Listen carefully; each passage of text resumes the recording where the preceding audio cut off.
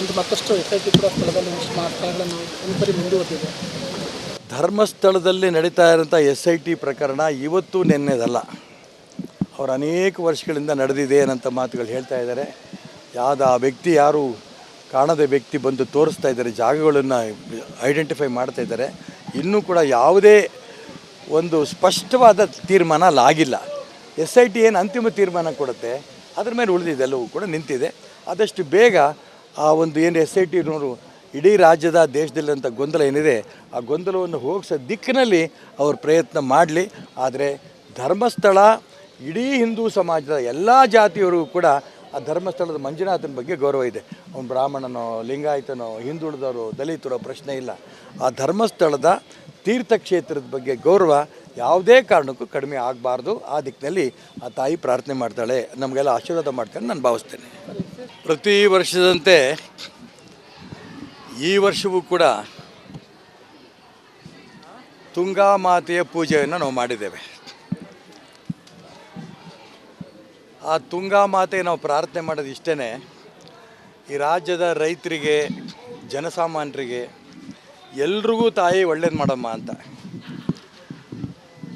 ಅತಿ ಹೆಚ್ಚು ಮಳೆ ಬಂದು ರೈತರಿಗೂ ತೊಂದರೆ ಕೊಡದೆ, ನೀರೇ ಇಲ್ದಂಗೆನೂ ಕೂಡ ರೈತರಿಗೆ ತೊಂದರೆ ಕೊಡದೆ, ಎಲ್ಲ ರೂಪದಲ್ಲೂ ಕೂಡ ರೈತರಿಗೆ ಅನುಕೂಲ ಮಾಡಿಕೊಡಮ್ಮ ಅಂಥೇಳಿ ಇವತ್ತು ತಾಯಿ ತುಂಗಾ ಮಾತೆ ನಾವೆಲ್ಲರೂ ಕೂಡ ಪೂಜೆ ಮಾಡಿ ಭಕ್ತಿಯಿಂದ ಪ್ರಾರ್ಥನೆ ಮಾಡಿದ್ದೇವೆ.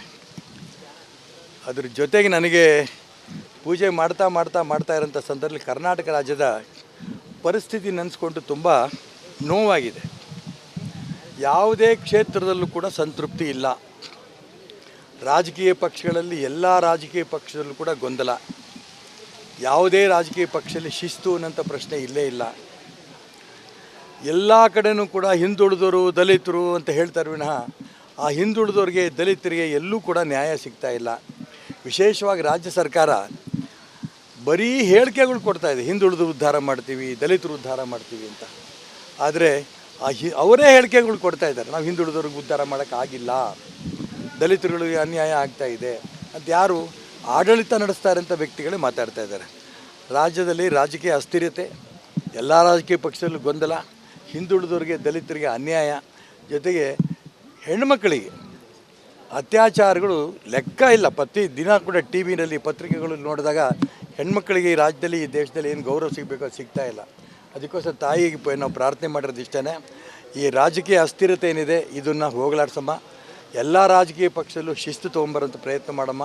ಹಿಂದುಳಿದವರಿಗೆ, ದಲಿತರಿಗೆ, ಎಲ್ಲ ಬಡವರಿಗೂ ಕೂಡ ನ್ಯಾಯ ಕೊಡೋ ದಿಕ್ಕಿನಲ್ಲಿ ಪ್ರಯತ್ನ ಮಾಡಮ್ಮ. ಹೆಣ್ಣುಮಕ್ಕಳಿಗೆ ವಿಶೇಷವಾದ ಗೌರವ ಕೊಡೋಂಥ ಅವಕಾಶ ಕಲ್ಪಿಸ್ಕೊಡಮ್ಮ ತಾಯಿ ಅಂತೇಳಿ ಆ ತಾಯಿಗೆ ನಾವು ಪ್ರಾರ್ಥನೆ ಮಾಡಿದ್ವಿ. ಈ ಕಡೆ ಬನ್ನಿ. ಆ ತಾಯಿಗೆ ಇವತ್ತು ನಾವು ಪ್ರಾರ್ಥನೆ ಮಾಡಿದ್ವಿ. ಯಾಕೆ ನಾನು ಇದನ್ನು ಹೇಳ್ತಾ ಇದ್ದೀನಿ ಅಂತಂದರೆ, ಯಾವುದೇ ವರ್ಷ ಪ್ರತಿ ವರ್ಷವೂ ನಾವು ಪೂಜೆ ಮಾಡ್ತೀವಿ. ಬನ್ನಿ ಈ ಕಡೆ. ಪ್ರತಿ ವರ್ಷವೂ ನಾವು ಪೂಜೆ ಮಾಡ್ತೀವಿ ಇಲ್ಲಿ. ಆದರೆ ಪ್ರತಿ ವರ್ಷ ಪೂಜೆ ಮಾಡ್ತಾ ಇರೋಂಥ ಸಂದರ್ಭದಲ್ಲಿ ರೈತರಿಗೆ ಅನುಕೂಲ ಆಗಲಿ ಅನ್ನೋಂಥ ಮಾತು, ಸಾಮಾನ್ಯ ಜನರಿಗೆ ಅನುಕೂಲ ಮಾಡಲಿ ಅಂತ ಹೇಳ್ತಿದ್ವಿ. ಆದರೆ ಇಷ್ಟೊಂದು ರಾಜಕೀಯ ಗೊಂದಲ ಇಷ್ಟು ವರ್ಷದಲ್ಲಿ ಕರ್ನಾಟಕ ರಾಜ್ಯ ಇತಿಹಾಸದಲ್ಲಿ ಇಲ್ಲ. ಎಲ್ಲ ರಾಜಕೀಯ ಪಕ್ಷದಲ್ಲೂ ಕೂಡ ಇರೋಂಥ ಅಶಿಸ್ತು, ಇದು ಒಳ್ಳೆ ಬೆಳವಣಿಗೆ ಅಲ್ಲ. ಅದಕ್ಕೋಸ್ಕರ ತಾಯಿಗೆ ಪ್ರಾರ್ಥನೆ ಮಾಡಿದ್ದೀವಿ, ಎಲ್ಲ ರಾಜಕೀಯ ಪಕ್ಷಕ್ಕೂ ಕೂಡ ಶಿಸ್ತು ತೊಗೊಂಬರಲಿ. ಹಿಂದುಳಿದವರು, ದಲಿತರು, ಎಲ್ಲ ವರ್ಗದ ಜನಕ್ಕೂ ಕೂಡ ಒಂದು ಅನುಕೂಲ ಮಾಡೋಂಥ ಪ್ರಯತ್ನ ಈ ಸರ್ಕಾರ ಮಾಡಲಿ. ವಿಶೇಷವಾಗಿ ಹೆಣ್ಣುಮಕ್ಕಳ ಬಗ್ಗೆ ಪತ್ರಿಕೆಗಳಲ್ಲಿ, ಟಿ ವಿಗಳಲ್ಲಿ ನಾವು ನೋಡ್ತಾ ಇದ್ದೀವಲ್ಲ, ಆ ಅತ್ಯಾಚಾರಗಳು, ಅವಮಾನಗಳು, ಇದು ಯಾವುದೇ ಕಾರಣದಲ್ಲೂ ಕೂಡ ಹಿಂದೆಂದೂ ಇಲ್ಲದೆ ಇರೋಷ್ಟು ಆಗ್ತಾಯಿದೆ. ಹೆಣ್ಮಕ್ಳಿಗೆ ಗೌರವ ಸಿಗೋಂಥ ಒಂದು ವ್ಯವಸ್ಥೆ ಆ ತಾಯಿ ಮಾಡಿಕೊಡಮ್ಮ, ಆಶೀರ್ವಾದ ಮಾಡಮ್ಮ ಅಂತ ಇವತ್ತು ಅವರೆಲ್ಲ ಪ್ರಾರ್ಥನೆ ಮಾಡಿದ್ದೀವಿ. ನಾನು ಹೇಳಿದ್ನಲ್ಲಪ್ಪ, ಅದಕ್ಕೋಸ್ಕರ ನಾನು ಹೇಳಿದೆ, ಯಾವುದೇ ಹಿಂದಿನ ಸರ್ಕಾರಗಳು SC ST ಹಣವನ್ನು ಈ ರೀತಿ ದುರ್ಬಳಕೆ ಮಾಡಿಕೊಂಡಿಂಥ ಉದಾಹರಣೆ ಇಲ್ಲ.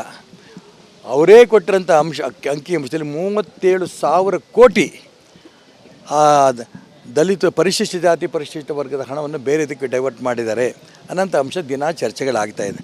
ಅದಕ್ಕೋಸ್ಕರ ನಾನು ಹೇಳ್ತೀನಿ, ಆ ಪರಿಶಿಷ್ಟ ವರ್ಗ, ಪರಿಶಿಷ್ಟ ಜಾತಿ, ಅದೇ ರೀತಿ ಹಿಂದುಳಿದ ವರ್ಗ, ಎಲ್ಲ ಸಮಾಜಕ್ಕೂ ನ್ಯಾಯಬದ್ಧವಾಗಿ ಏನು ಹಣ ಸಿಗಬೇಕೋ ಆ ಹಣ ಕೊಡೋ ದಿಕ್ಕಿನಲ್ಲಿ ರಾಜ್ಯದ ಮುಖ್ಯಮಂತ್ರಿಗಳು ಗಮನ ಕೊಡಲಿ ಅನ್ನೋಂಥ ಪ್ರಾರ್ಥನೆ ಮಾಡ್ತೀನಿ.